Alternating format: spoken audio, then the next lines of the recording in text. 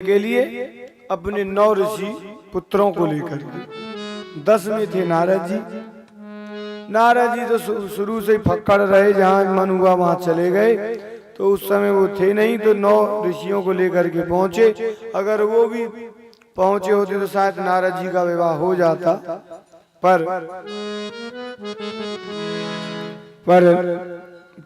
आज 9 ऋषियों को लेकर के जब ब्रह्मा जी पहुंचे, तब कर्दम महामुनि ने कहा, बोले भगवान आपके साथ 9 ऋषि, मेरी 9 पुत्री, तो कृपा करें। तो बोले बताओ क्या? बोले मैं चाहता हूं कि मेरी पुत्रियों का विवाह आपके पुत्रों के साथ हो जाए। ब्रह्मा जी ने कहा ठीक है। अब तो भैया इस प्रकार से 9 पुत्रियों का विवाह हो गया, जोड़ा ठीक बैठ गया। कला देवी का विवाह मरीचि मुनि से हुआ, अनसुईया का विवाह अत्रि मुनि से, अरुंधति का विवाह वशिष्ठ मुनि से, ख्याति का विवाह भृगु जी से, शांति का विवाह अथर्वण से, क्रिया का विवाह क्रतु से हुआ, और हविर्भु का विवाह पुलस्त महामुनि के साथ हुआ। 9 बेटियों का विवाह करके कर्दम जी ने उन सबको विदा कर दिया। जब बेटियां ससुराल चली गईं, तब कर्दम महामुनि बोले भगवान देवी अब हम चलेंगे तपस्या करने के लिए, अब विवाह भी हो गया। तब देवहूति ने कहा भगवान अब आप तो चले जाएंगे, पर मैं बुढ़ापा मेरा किसके सहारे कटेगा, कृपा करो। तुरंत आज कर्दम महामुनि को ठाकुर जी का वचन याद आ गया कि कहा था कि हम तुम्हारे घर अवतार लेकर के आएंगे। तो अब तो भैया जैसे ही वचन याद आया,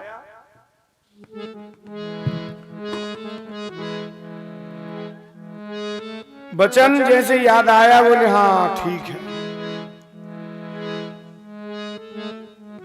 भगवान ने हमको वचन दिया था और निश्चित है कि अब ठाकुर जी ही अब हमारे घर प्रकट होंगे।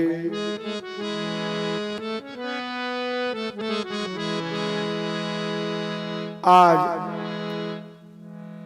कपिल भगवान माता देवहूति के गर्भ से प्रकट हुए। बोले कपिल भगवान की जय हो। अब तो भैया साक्षात श्री हरि पधारे, 9 पुत्रियों का विवाह कर दिया, पुत्र भी हो गया घर में, बधाइयां बजने लगी, बड़े सुंदर उत्सव गान हुआ। अब बोले देवी अब हम चलेंगे, अब रुकने वाले नहीं। अब देखो कितनी बड़ी शिक्षा लेनी चाहिए इस कथा से। कर्दम जी के देवहूति जैसी पत्नी, 9 ऋषि दामाद बने, 9 पुत्रियां हुई, और कपिल भगवान जैसा पुत्र, कामद विवान, जहां चाहे जो इच्छा प्रकट करें सो सामने वस्तु प्रकट हो जाए। तब भी कर्दम महामुनि जंगल में तपस्या करने के लिए जा रहे हैं। क्यों? परमात्मा की प्राप्ति हो जाए तो भी भजन का मार्ग नहीं छोड़ना चाहिए। इससे यही शिक्षा मिलती है। आज कर्दम महामुनि तो तपस्या करने चले गए, इधर देवहूति ने प्रणाम किया अपने पुत्र के चरणों में। बोली कपिल भगवान बोले माँ तुमको मेरे चरणों में प्रणाम नहीं करना चाहिए। भारत की ये पहली माँ है जो अपने पुत्र के चरणों में प्रणाम कर रही है। बोले किसके पर चरणों में प्रणाम करे? बोले तुमको मेरी प्राप्ति करनी है तो पहले सबसे पहले तुमको संतों की शरण में जाना चाहिए। और दिव्य कपिल भगवान ने 8 अध्यायों में सांख्य योग का उपदेश दिया कपिलाष्टाध्यायी के माध्यम से। और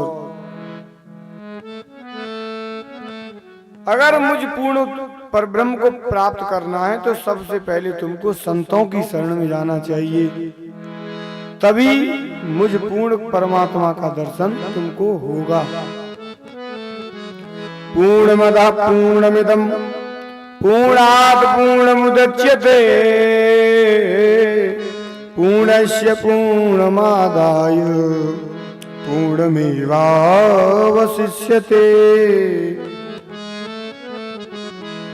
और कपिल भगवान ने कहा माँ ये मन ही है बंधन और मुक्ति का कारण।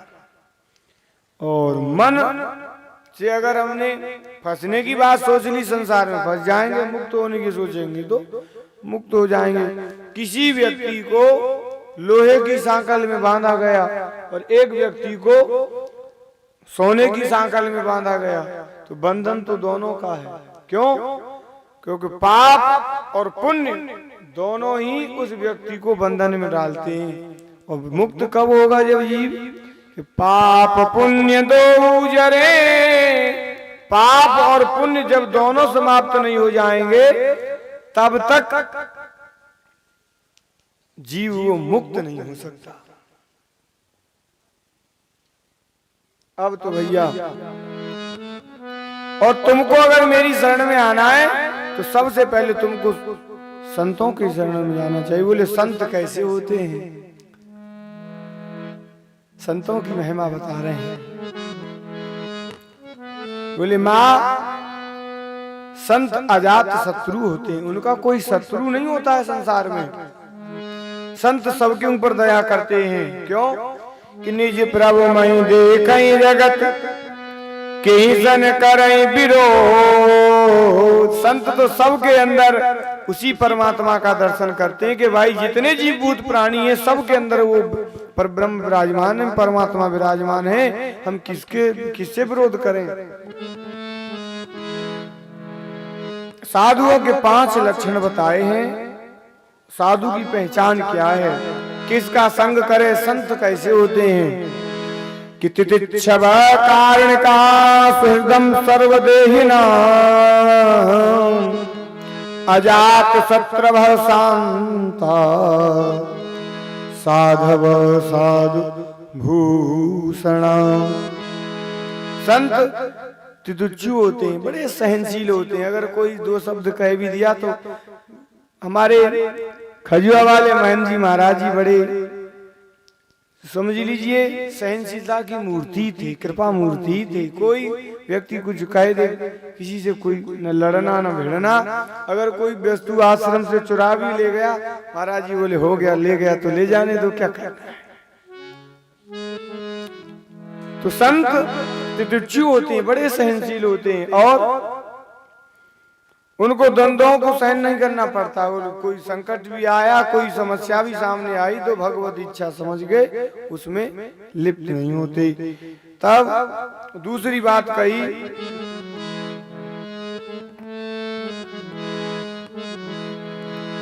और संत जो है कारुण्य कहा, उनका हृदय बड़ करुण होता, करुणा वर्ण वाले होते हैं। तीसरी बात, जितने भी देहधारी हैं सभी को वो अपना मित्र मानते हैं कि ये भी हमारा मित्र है, जो भी आएगा सबसे प्रेम से मिलेंगे। स्वामी जी सरकार से जो भी कोई भक्त मिलने जाते थे तो सब लोग कहते थे कि स्वामी जी हमको बहुत मानते हैं। ये संत महापुरुषों के लक्षण हैं। और चौथी बात कही अजात शत्रु, संतों का कोई शत्रु नहीं होता। माँ तुमको संतों की शरण में जाना चाहिए। जैसे संत किसी को दंड नहीं देते, किसी को अपशब्द नहीं कहते, किसी को बुरा नहीं कहते, किसी को गाली नहीं देते। क्यों? क्योंकि जितना भी संसार दिख रहा है सब उनके ठाकुर जी का स्वरूप है। अरे भैया ये बताओ, किसी की जिब्या अगर दांत के बीच में दब जाए तो वो कोई व्यक्ति है कि वो अपनी जिब्या को दंड देगा या दांत को तोड़ देगा? अगर दांत को तोड़ेगा या जिब्या को, दांत को अगर तोड़ेगा तो कष्ट किसको होगा? उसी को होगा कि नहीं होगा? अगर हम किसी को अपशब्द कह रहे हैं या मार रहे हैं, पीट रहे हैं तो किसको कष्ट होगा? तो उसी प्रकार से संतों का भी स्वभाव है। माँ तुम ऐसे संतों का संग करो। जो संत महापुरुष होते हैं ना, उनके संग से, जितने संग में रहने से आपके मन में चले जितने भी प्रश्न चलेंगे, उन प्रश्नों का समाधान उनके दर्शन करने मात्र से मिल जाएगा। ये है संतों का स्वभाव। संताप संगान मम वीर्य संविदो भवन्ति हतकर्ण रसायना कथा। और उनके पास जाओगे तो भगवान की कथा ही श्रवण करने को मिलेगी, और अन्यथा उनके पास संसार की वार्ता सुनने को नहीं मिलेगी। कभी भी संतों के पास जाए तो सत्संग की चर्चा करे, न कि घर परिवार की चर्चा करे। और बताए बोले माँ, संतों की चरण रज का क्या कहना। किसी ने कितनी भी संपत्ति इकट्ठी कर ली, बहुत बड़ा मकान बना लिया, बहुत बड़ी कोठी बना ली, 4-5 मंजिल, 20 मंजिल, 100 मंजिल कोठी बनाई, अगर उस कोठी में, उस घर में संतों की चरण रज नहीं पड़ी तो वो घर शमशान घाट से भी गया गुजरा है। तो इसीलिए संतों की चरण रज, अगर किसी की टूटी झोंपड़ी में अगर संतों के चरण पड़ गए तो वो घर दिव्य महल के समान है। ये है संतों की चरण रज का प्रभाव। बड़ा सुंदर दिव्य उपदेश दिया माँ को। धीरे धीरे माता देवहूति अपने स्वरूप को समझने लगी, और अंतोगत भगवान ने कहा, माता से कहा, माँ, यदि कोई चांडाल भी हो, अगर उसने भगवान के नाम का आश्रय लिया है, वाणी में सतत भगवान का स्मरण किया है, तो वह चांडाल भी श्रेष्ठ है। क्यों? कि वो जिव्या कौन सी, सरकार कहते हैं श्री हर्षण सतसई में कि जो रसना रामई रते देव अन्न रसता। जय हो। स्वामी जी कह रहे हैं कि जो रसना रामई रटे देव अन्न रसता। श्री हर्षण तोर मरोरिए जो न भजे प्रभु का। उसी जिव्या को स्वाद चखाइए जो जिव्या भगवान का नाम जाप करती हो, और जो जिव्या भगवान का जाप करती नहीं है तो उसको कितने भी खटरस व्यंजन पवा लो, कोई लाभ मिलने वाला नहीं है। कि राम नाम जप करन मह, भगवान के भजन करने में कभी भी आलस मत करो। संसार के काम भले चाहे पीछे हो जाएं, पर भगवान के नाम, भगवान के भजन में हमेशा आगे रहोगे तो जीव का कल्याण हो जाएगा। कि राम नाम जप करन महा आलस करे जो जी, जीते अगिन दागिए श्री हर्षण कत मुखली। भैया भगवान की भजन में बड़ा स्वाद है। जो जिसको अगर जिसकी जिव्या को एक बार स्वाद ये लग गया तो भी ये स्वाद छूटने वाला नहीं है। तो धीरे धीरे दिव्य सुंदर उपदेश दिया, और ऐसा कह करके माता देवहूति तो ध्यान मग्न हो गई। क्षेमं न विदन्ति विना यदर्पणम् तस्मै सुभद्र सबसे नमो नमः। माता देवहूति को प्रणाम करके कपिल भगवान चल पड़े, और देवहूति माँ का देह प्रेम से पुलकित होकर के पिघल गया, और माता देवहूति का शरीर जल रूप हो गया। और कपिल भगवान भी आकर के सागर में विराजमान हो गए। सागर ने स्वागत किया, सागर के बीच कपिल भगवान बैठे आज भी तपस्या कर रहे हैं। तब से ये बात प्रचलित हुई कि सब तीर्थ बार बार और गंगा सागर एक। और देवी गंगा माँ की तो ऐसी महत्ता है कि जितनी भी देव नदियां हैं सब जाकर के सागर में मिलती हैं, परंतु माता गंगा का नाम सागर गंगा नहीं हुआ। माता गंगा जब परिणित हुई तो उस सागर का ही नाम बदल गया। गंगा सागर नाम हुआ। बोले गंगा सागर तीर्थ की जय हो। इस प्रकार से जो भी व्यक्ति भगवान नाम का आश्रय लेगा वो इस संसार रूपी सागर से सहजता से ही पार हो जाएगा, और नहीं भगवान का आश्रय लेगा तो माया के चक्कर में फंसा रहेगा। कैसे कि उमादार जो सीत की नाई, उमादार जो सीत की नाई, सब ही नचावत राम गोसाई, सब ही नचावत राम गोसाई। और वो व्यक्ति कैसे नाचेगा?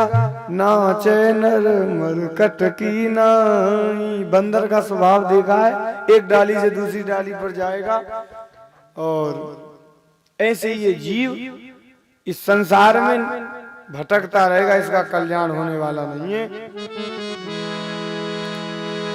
अब मनोत सतरूपायाम तिस्र कन्या यज्ञ रे, आकुति देवहूतिश्य प्रसूर तीर्ति विश्रुता। मनु महाराज की बड़ी बेटी थी आकुति। आकुति का विवाह रुचि प्रजापति के साथ हुआ पुत्र का धर्म से, और इनके घर साक्षात यज्ञ नारायण भगवान प्रकट भई। यज्ञ नारायण भगवान का विवाह दक्षिणा नाम की कन्या के साथ हुआ। इसीलिए जब भी कोई यज्ञ हो अगर दक्षिणा न दी जाए तो वो यज्ञ अपूर्ण माना जाता है, क्योंकि दक्षिणा भगवान की, यज्ञ भगवान की पत्नी है।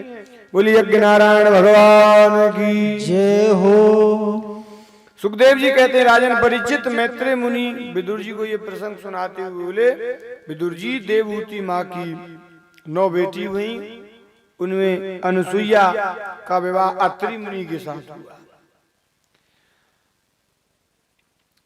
उनके भी कोई संतान नहीं भई। अत्रि महामुनि ने तपस्या करी, तपस्या होकर के ब्रह्मा विष्णु महेश तीनों देवता प्रकट भये। तब कहा कि हमने तो एक देव को पुकारा था, त्रिदेव प्रकट हो गए। बोले हम तीनों एक ही हैं और हम तीनों में कोई अंतर नहीं है। वरम ब्रूयात, वरदान मांगो। अत्रि मुनि हाथ जोड़ करके कहा भगवान मुझको क्या चाहिए? मुझे उन तीनों की छवि को देख करके अत्रि महामुनि मुस्कुरा गए, और जैसे ही मुस्कुराए तो उनकी मुस्कुराहट को देख करके ठाकुर जी समझ गए कि ये संतान चाहते हैं। तुरंत तथास्तु कह करके भगवान त्रिदेव चले गए, और ब्रह्मा जी के अंश से चंद्रमा, भगवान शिव जी के अंश से दुर्वासा मुनि, और भगवान नारायण के अंश से माता अनुसुईया के गर्भ से साक्षात भगवान दत्तात्रेय का प्राकट्य हुआ। मैत्रेय मुनि भगवान के अवतार हैं, वो दत्तात्रेय मुनि भगवान के अवतार हैं। इसलिए ये वही दत्तात्रेय हैं जिन्होंने 24 गुरुवंश को बना करके शिक्षा ग्रहण करी। मैत्रेय मुनि कहते हैं विदुर जी मनु महाराज की सबसे छोटी बेटी थी प्रसूति। प्रसूति देवी का विवाह दक्ष प्रजापति के साथ हुआ, जिनकी 16 बेटियां हुई। उन 16 कन्याओं में 13 कन्याएं धर्म की पत्नियां बनी, और उनमें धर्म की जो मूर्ति नामक पत्नी थी उनके गर्भ से साक्षात नर और नारायण ऋषि रूप में प्रकट भये। ये आज भी बद्रीनाथ में तपस्या कर रहे हैं। जो लोग बद्रीनाथ गए होंगे उन्होंने दर्शन किया है। 2 जो पर्वत दिखाई देते हैं, एक नर है और एक नारायण है। आज भी बद्री विशाल में तपस्या कर रहे हैं। एक बेटी अग्निदेव को ब्याही, स्वाहा नाम की बेटी अग्निदेव को ब्याही गई, स्वदा नाम की बेटी पितरों को ब्याही गई, और एक बेटी भगवान शंकर को ब्याही गई जिनका नाम था सती। शिव पत्नी सती के कोई संतान नहीं हो सकी, क्योंकि एक बार दक्ष ने भोलेनाथ का अपमान किया। जिसे देवी सती सह नहीं सकी और अपने शरीर को यज्ञ में भस्म कर दिया। तब तो भैया अब तो विदुर जी ने चौंक करके मैत्रेय मुनि से पूछा, भगवान आश्चर्य, भगवान भोलेनाथ तो साक्षात करुणा के अवतार हैं, दया की मूर्ति हैं, शिव का अर्थ ही है कल्याण, और ऐसे कल्याण स्वरूप भगवान का अपमान किया दक्ष ने भगवान से द्वेष क्यों किया, और इसके फलस्वरूप माता सती को अपने शरीर क्यों त्यागा, कृपा करके इसका कारण बताइए।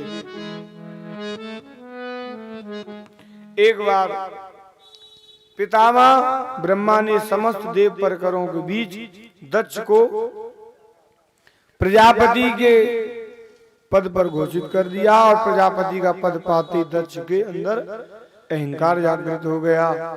इसने एक स्वागत समारोह आयोजित किया। जैसे ही सभा के मध्य पहुंचे, सारे देवी देवता खड़े होकर के बड़ा इनका सम्मान किया, और भूत भावन भोलेनाथ खड़े नहीं भये। वो भूत भावन भोलेनाथ खड़े नहीं हुए, मनी मन उसके अंदर बैठे हुए परमात्मा को प्रणाम किया। दक्ष ने जब इस क्रिया को देखा तो आग बबूला हो गया और कहने लगा, बोले क्या, अरे ब्रह्मा और विष्णु को देख करके तो वो कुछ नहीं बोला। जब भगवान शिव नहीं खड़े हुए तब इसने भगवान शिव को दुर्वचन बोलना प्रारंभ किया। अरे मेरा दामाद है, इसको मैंने अपनी बेटी ब्याही है, उसने मेरा सम्मान नहीं किया। गद्दी पर बैठते ही इसने भाषण प्रारंभ किया कि बड़ अधिकार दक्ष जब पावा, अति अभिमान हृदय तब आवा, कि नहीं को असजन मां जग माही, नहीं को असजन मां जग माही, प्रभुता पाई काई मद नाई, प्रभुता पाई जाई मद नाई।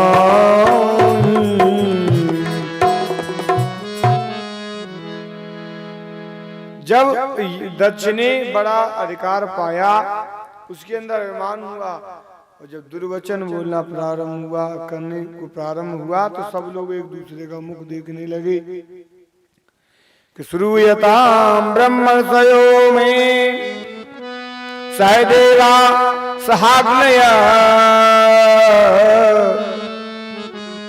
साधूनाम ब्रवतो वृत्तम नाज्ञानान च मत्सरा।